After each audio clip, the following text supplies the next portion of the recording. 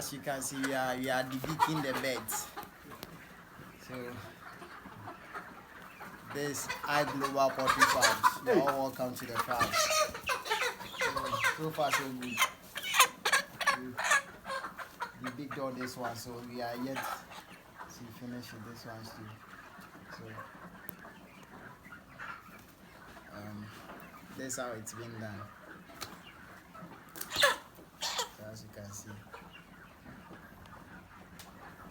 they will bleed a little, but you shouldn't worry about that because they are on antibiotic, pen strip, antibiotic, and then vitamins. So definitely they will recover very soon.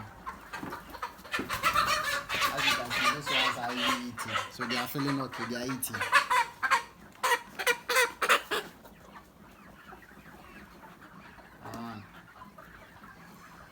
So this is how it's been done.